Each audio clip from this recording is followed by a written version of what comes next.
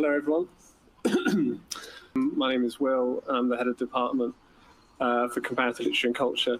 This is a bit of time travel. So this is taking you forwards to what your first lecture might be like should you take the plunge and come here to do comparative literature. So I'm going to make you work a little bit for this. Okay. So one of the questions I asked in the first talk was, what is comparative literature? And that was, I hope I gave you an answer that made some sense for that. I'm going to ask you a deeper question now, which in a way is harder to answer. So that is, what is literature? So that's going to be the kind of the theme of the next sort of 20 minutes or so. We're going to be thinking about what is literature, because if you're going to be studying it, you ought to sort of have an idea about what it is. So that's the question that we are going to spectacularly fail to answer in the next session. Okay. So what is literature? And so what I'm going to ask you to do for this, as a way of getting to some sort of answer to this, is I want you all to think of a work of literature. I want you all to come up with the name of a work of literature. I will give you 30 seconds, because I'm generous, to think of a work that you're confident is a work of literature.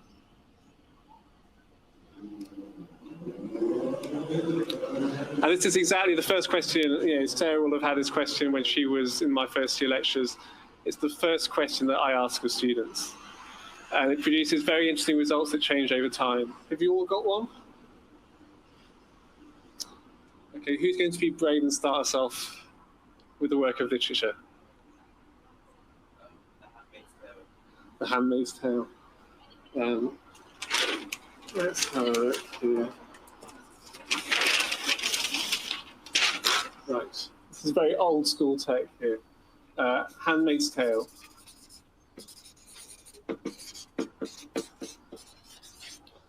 Okay, any others? Yeah. Great Expectations.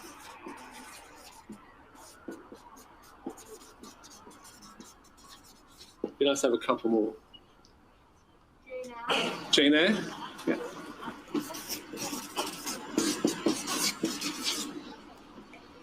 Any more?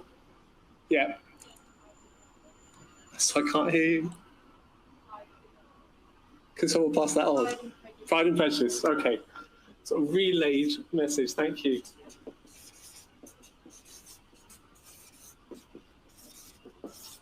Okay, so that's just a little taster. So I've done this every year for the last 10 years, and the answers change, and it's quite interesting. So if you're looking at those four answers, at that small sample, we have Handmaid's Tale, we have Great Expectations, we have Jane Eyre, we have Pride and Prejudice. Now, my follow-up question is, how do you know that these are works of literature?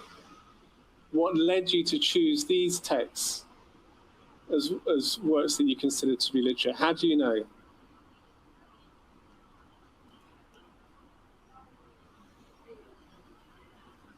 Yeah, go ahead. Well, anybody, hands up. Tell me about the decision process that you made. Would it be possible to have a mic, maybe? Tell me about the decision process that led you to choose one of those particular texts.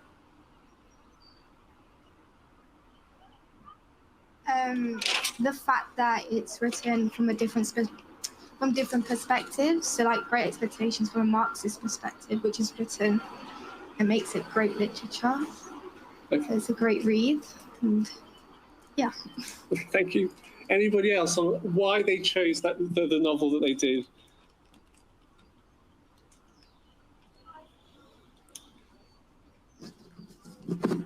Does anybody notice any patterns in those novels? Any common ground between them?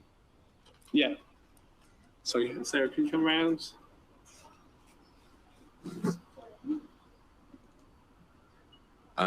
I think most of them were based around feminism.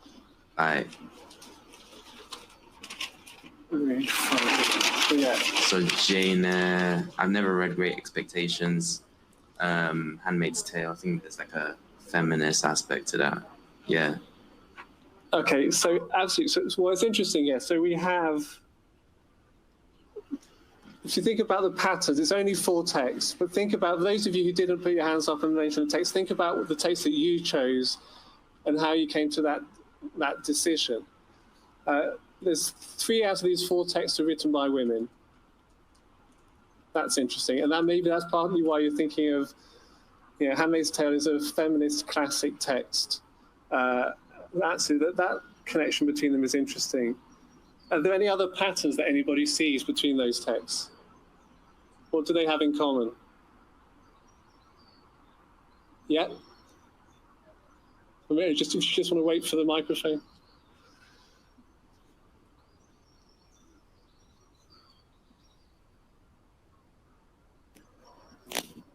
They're written by white people. Absolutely.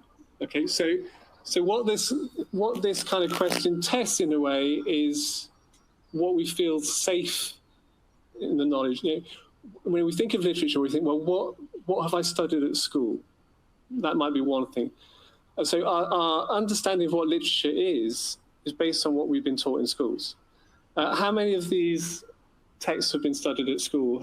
Handmaid's Tale, was that studied at school? Great Expectations? And that's on some A-level curricula. Jane Eyre and Pride and Prejudice too. I know because I had to drag one of my children through Pride and Prejudice, who was not impressed by my telling him how exciting it was. But absolutely, so if you think about the kind of thought process that leads you to identify a work as literary, you are influenced by a whole load of factors, and you are influenced by a whole load of institutions. So one of those institutions is obviously going to be your school. And connected to that is going to be the government that sets the national curriculum. So if the government sets a national curriculum which is exclusively white, or which is exclusively male, and there is still, what's interesting about this in a way, it's not representative of the gender bias of the national curriculum in English, which is still far more male authors than female authors. But in a way, what will happen is that your thought process is infected by all sorts of factors outside outside yourself. So did you have another comment? You're being drowned out by Mile End Road. 1 second. I also think it's because whenever we discuss literature by people of color, there's always a lot of discourse about whether it's considered literature at all. So like when Chinua Achebe wrote Things Fall Apart, there was a lot of discourse around what is African literature and what constitutes as an African work of literature.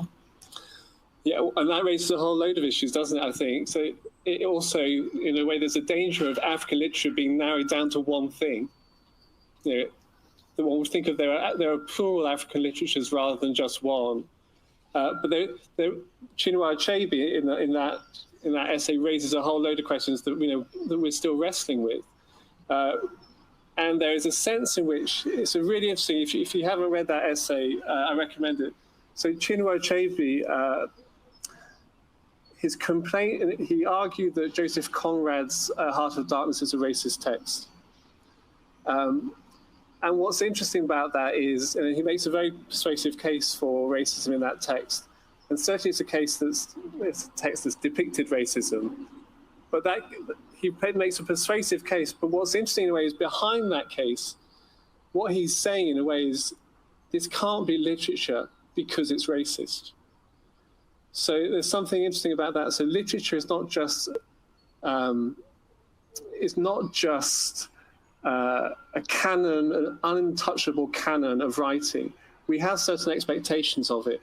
So there's something interesting about what we expect literature to be like, what we expect literature to do. And I'll be talking about that a bit later, about our expectations of literature being a force for good rather than, evil. Yeah. I studied I'm just waiting, sorry. Just wait 1 second for the mic. Oh, sorry. Yeah, just following on from what the girl said at the back, I studied at RADA this year, and we did sort of a world theatre course, and we were sort of taught that we studied sort of African and all over, and they were sort of taught it was more tribal stories to teach rather than literature. So it wasn't classed as literature, it was just sort of stories to tell each other and sort of sit round, and rather than to actually be classed as literature. Yeah, so you can see in a way there is a kind of hierarchy at work. And one of the things that comparative literature is effective at doing is in a way breaking down exposing those hierarchies and then breaking them down. Because the danger in a way of, because literature was traditionally conceived of as a kind of European phenomenon of, dead white men, what you cannot do is use them as the yardstick for what literature is in the 21st century. If you're always comparing everything to Jane Austen will always win. But the problem is you have to challenge why Jane Austen has that position of supremacy. And it's an institutional answer.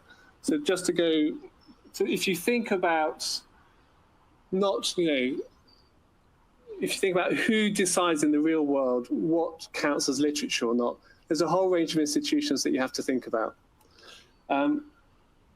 Roland Barthes, a French literary theorist, said in a kind of jokey way, literature is what gets taught. But it's a kind of serious joke. So in other words, a lot of you, when you were thinking about coming up with a text that was literary, you thought of a text that you studied at school. You think, well, that must be. So there was a kind of cyclical process here. How do you know that something is literary? Your teachers have told you it's literary. How do they know? Their teachers told them. So it's a kind of cycle, I wouldn't say a cycle of abuse, but it's a pattern of repetitive behavior which is not being challenged or questioned. That's the kind of issue. It's the same common sense knowledge being passed on from generation to generation. And common sense knowledge is not real knowledge. It's what you get in the absence of knowledge. So if you think about who actually decides in the real world, schools and, you mentioned, the government have a large say. Universities have a large say. So if you think about what you will consider literary, it will depend on what you encounter as literature as part of a university. So questions of censorship or self-censorship will affect what is considered literature. I teach all sorts of strange things that would not have been on a literature syllabus 20 years ago. So these things can change. Governments, as I said, so if a government in the UK sets a national curriculum, that obviously has an impact on what students consider literature. Publishers. So if you think about one way you might come to the thought process of identifying literary work is, well, what's in Penguin Classics? What's in Oxford World's Classics? So there's something interesting about that. So do works become literary because they are just that good, because they are objectively better than other works? Or does the process of becoming a Penguin Classic, of becoming a world classic, is that what makes them literary? So there can be, you can see it traveling in two different directions. That certain authors have enjoyed institutional support from publishers, whereas some novels are published and they disappear, they're no longer accessible. And if you can't read it, if it's not available in print, which is often been the case, and is the last few years have highlighted how difficult it has been for Black British authors to get their works published. If it's not accessible, it doesn't even have a chance to become literary. And there are other institutions that you have to think about too, bookshops.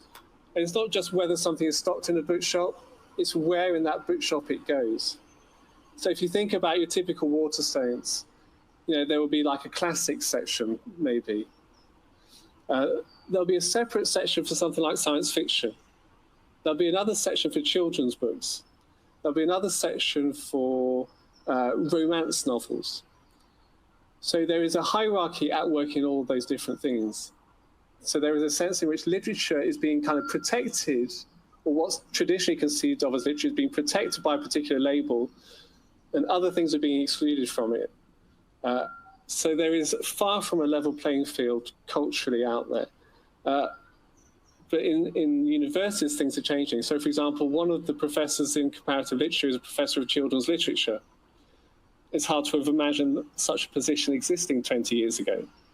Okay, and that tells you in a way that the kind of boundaries about what you are allowed to study as literary text has changed. So what you'll find at the universities, you do not spend a lot of time talking about whether a text is good or bad. That's not our job. That's the job of reviewers and critics in newspapers. What we're looking at is not whether they're good or bad, it's whether they're interesting or not. Sometimes we teach works that are not literary at all. So Terry Eagleton is a famous literary theorist.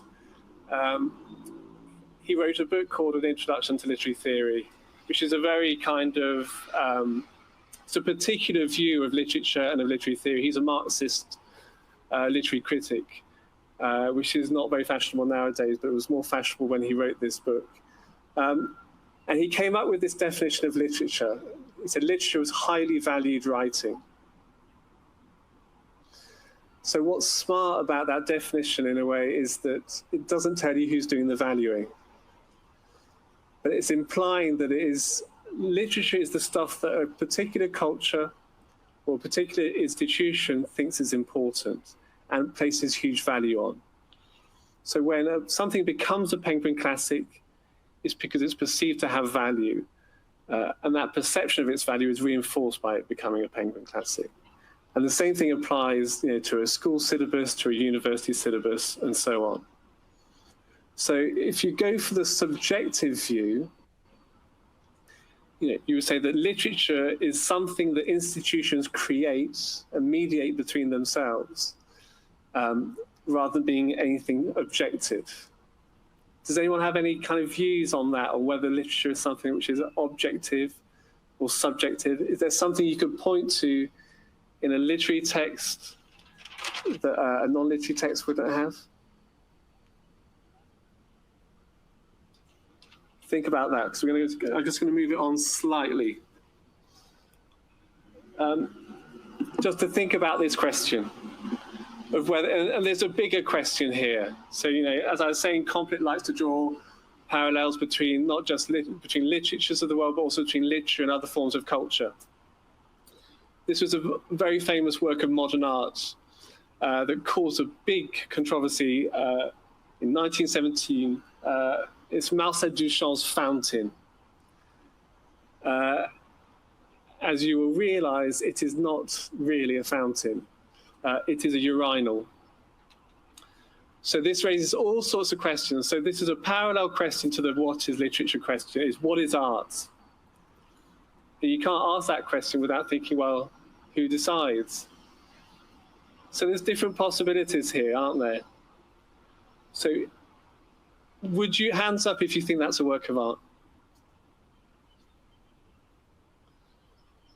We have very reluctant hands sort of going up, but quite a few. What can you tell me why you think it's a work of art?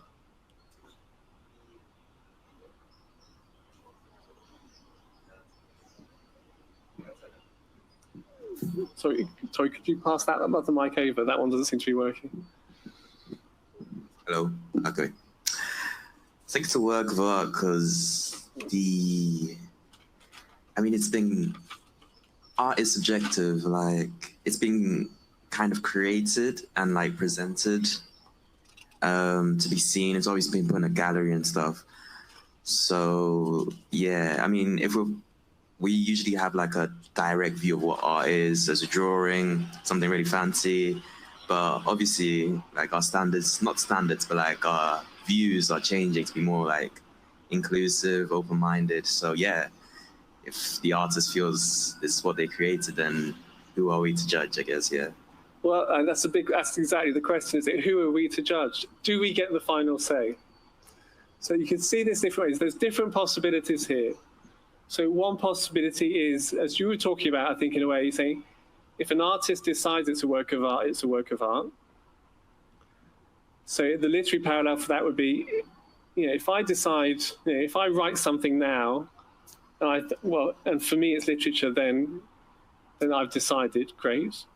Doesn't necessarily get me a book contract, but is it my intention for something to be literary that makes it so? Or is it somebody else? So it could be the artist. Is it the artist's intention which decides? Is it the spectator in the art gallery who decides? Is it up to the people who visit that work of art in the gallery to say yes or no? Is it the gallery owner? So, because he has to make the decision in a way whether it belongs in an art gallery. So you can see there are all these different actors, all these different institutions at work here. Now, if you think that there is something objectively different about art, that's quite a hard case to make with something like that. Because that as an object was made to be a urinal. So it's hard to point to that and say, yeah, there's something intrinsically artistic about that. Maybe you can, but it's not an obvious thing to do. A more modern example of this kind of art object was Tracy Emin's My Bed. So she recreated a bed from her student days, as you can see in all its glory. So she recreated a bed from her student days and put that in an art gallery. So again, that's the question, who decides? Is it her decision? Is it a kind of combination of different people's decisions? You will often get, when modern art awards are announced every year, like the Turner Prize, you will get some sort of work of modern art winning the prize, and you will get a lot of people on the street saying, well, I could have done that. Or my 5-year-old could have done that if it's a kind of abstract work of art. So it's worth thinking about these kinds of questions. What validates a judgment as to whether something is worth calling a work of art or a work of literature? Because there is a kind of the flip side to this question, isn't there? If it's entirely subjective, whether something's a work of art or not, then really there is no such thing of art outside that.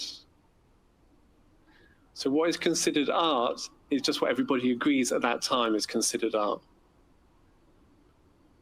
Which could be a slightly frightening thing. So the question, if you take that in relation to literature, the question, how do we decide what to read?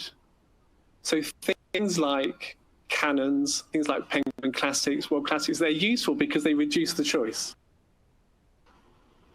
But there's obviously a downside to that as well. They exclude as well as including things.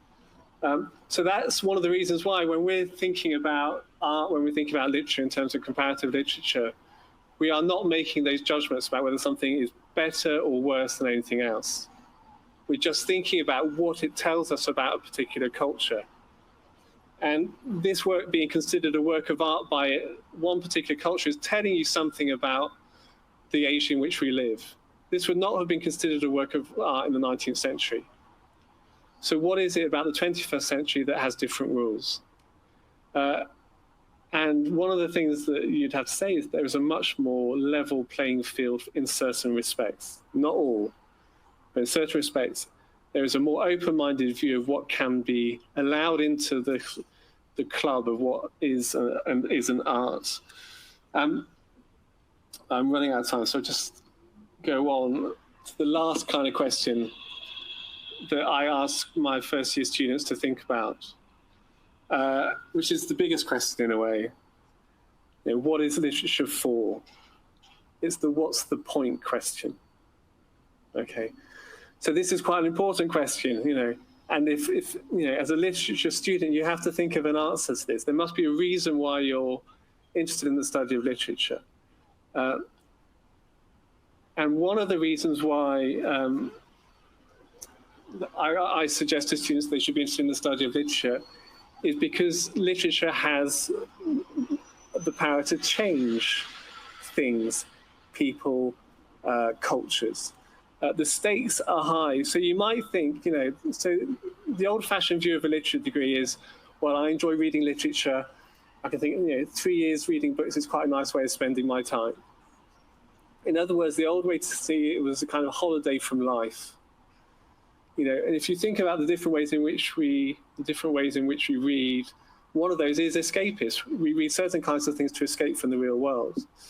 But really, the correct way to see literature is as an institution and therefore an institution with a certain amount of power and influence. And it's worth asking the question of what that power and influence means in the real world. So hands up if you've ever been affected by a work of literature emotionally. And has that been a positive emotion or has it been a negative emotion? Hands up who's cried in a film. Hands up who has laughed at a comedy. So that's just a very obvious example of the fact that literature can have a physical effect on us, as well as an emotional effect on us. So there are interesting questions that raises. So going back to, this is my rude quote from rude French theorist Roland Barthes again. So he wrote in a book about a particular writer who was banned for 200 years, he wrote, écrite la mer ne sent pas, written down, the word shit doesn't smell. But we know that that's not true, don't we? If you have been moved by a work of art, if you have been in a horror film, felt the hairs on the back of your neck, if you have jumped in a horror film, if the images from a film have stayed with you after that, then you know that there is not just true, it's just not true that our senses are not affected by what we read. And what's interesting is that there's been lots of research in terms of neuroscience in the last couple of decades, which shows that the way that we respond to virtual things is very much like the way we respond to actual things. So when you jump in a horror film, you're scared of something, you are forgetting, you are reacting to that situation as if you were encountering a real scare in real life. If your heart rate starts increasing in a film, it's because you're putting yourself in that situation. So what I'm saying in a way is that when we're reading literature, we're not on a holiday from the real world. We are living literature as if it was real. It's having effects on us as if it was real. So then there's a whole load of interesting questions that come out of that. And one of those might be, well, if literature can make us laugh, make us cry, make us do all these different things, can it make us happy, can it make us sad? Then there's a moral question too. Can literature make us better people? Hands up if any of you think that literature can make you a better person. Okay, so most of you think literature might have a positive effect. But if you think that that's true, then you also have to admit the possibility that there are other kinds of books that might have a bad effect. That certain books might be bad for us. Yeah, and one of the writers that I study was a criminal in real life, and he wrote very bad books. So those are the kind of moral questions that we have to think about too when we're studying literature. Okay, that was a very compressed version of some of the stuff that I inflict on my first years. Okay, so that's it from me.